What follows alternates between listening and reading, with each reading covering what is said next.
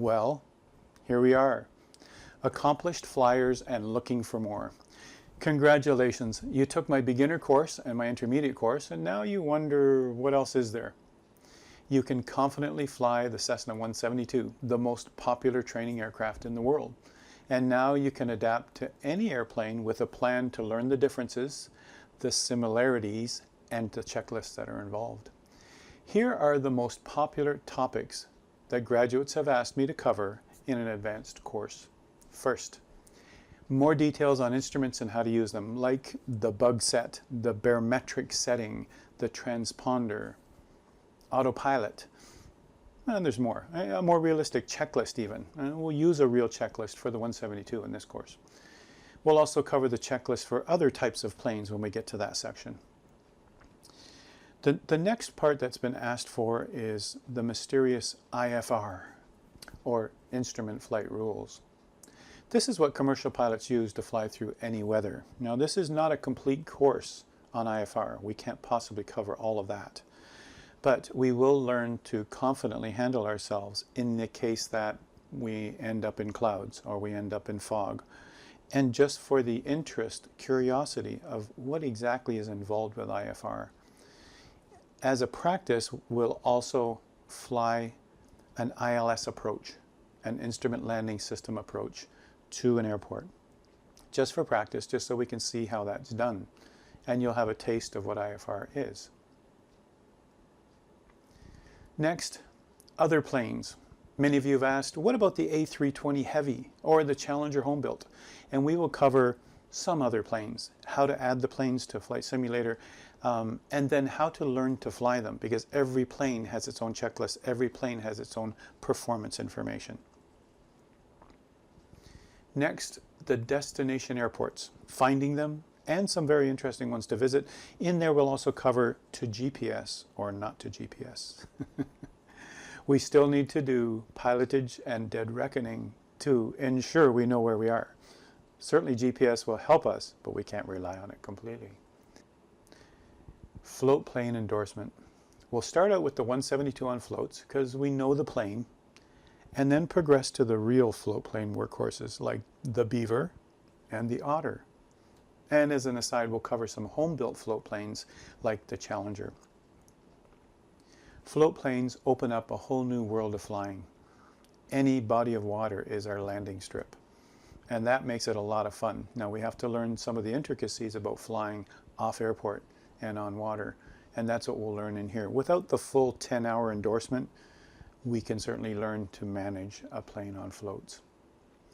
As a homework assignment, as I mentioned, we're going to have be able to land on water and take off from water from Toronto Island Airport using a great big monster of a plane. So that'll be fun. All right, the next topic we'll cover, multiplayer mode. This short section covers an area flight simulator that makes flying a whole lot more realistic, as you are flying with other planes being piloted by real people.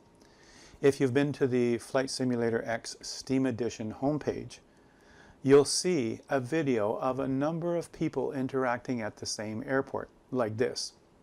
Put this baby on the ground. Repeat, I've got to put this baby on the ground. Frankfurt Tower, World Travel 731. What's your position? Heading 250, speed 200 knots.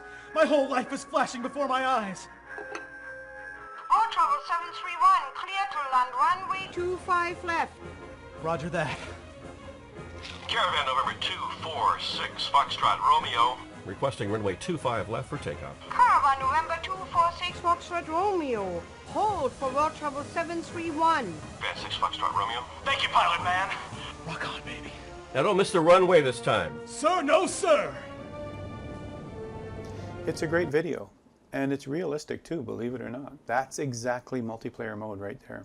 You can get a bunch of people together and do the same thing, and it's done on a regular basis for some people.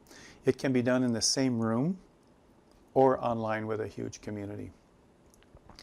That is how I typically would run these courses before I started with these online versions of the course. We would all gather at night school, Tuesday nights, Thursday nights, and we would all bring our yokes and our computers, because we have them configured the way we want them. We would all connect together with a network, and we would all fly out of the same airport. Same runways, same taxiways. We'd have to wait for each other to land. We'd have to wait for each other to take off. And we would fly together. You could take it one step further and have a bunch of fighter jets, like the Blue Angels or the Snowbirds, and fly in formation. And you would actually see each other out your cockpit window. That's a lot of fun. Let me introduce you to that when we get into the course. Number 7, software and hardware add-ons. From scenery to planes, you can keep buying more add-ons or find some free ones and just install them. Detailed airports, more realistic scenery, and of course, almost any plane you can think of. In this section, the homework assignment where you unzip the package of the Spruce Goose, that's the monster I was talking about, and then take off from City Center Airport, from the water. So that'll be a lot of fun. I'll supply that in the resources for the course. The last module, the future. Well, there's a lot packaged into this course already, and I have to pick and choose what to include and not keep it too long and not make it hard to finish. But there's so much in flying we need to know to enjoy it safely. The future of flight simulation, or the future of your flying endeavors. I'll cover both of these in this section as a sign-off section for you to take it further from here. I'll focus on how you could pursue a pilot's license in real flight lessons at your local airport. You will find that you progress at a faster pace than your fellow student pilots. You know and have experienced so much more that getting into the cockpit for the first time will be familiar, and you will already know what to do.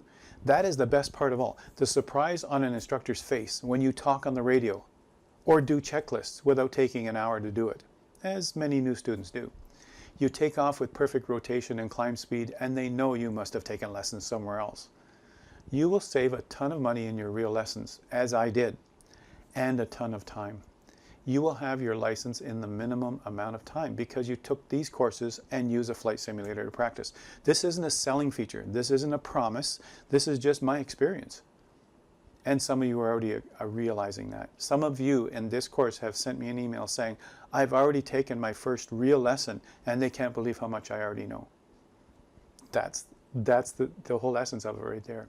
So good luck. And as always, send me any questions about this course as you progress. Use Fraps or any screen recording software if you wish to share your performance with me. I comment on all of them. Once we know how to fly, and it's second nature, literally the sky's the limit.